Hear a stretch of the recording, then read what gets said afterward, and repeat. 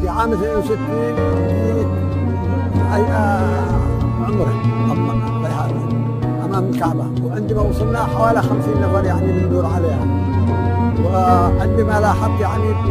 الأرضية حق هؤلاء ما في إلا كل التراب، وما في إلا جنب الكعبة قليل كذا سمك، وحواليها يعني الحائط حقها يعني صغير، بالنسبة لبيوت الصحابة يعني كان على دوار بيوت الصحابة حق الصحابة، تقول هذه بيوت الصحابة،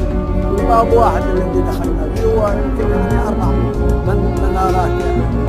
أيسره فقط 4 منارات، لكن بالنسبة لما تصورت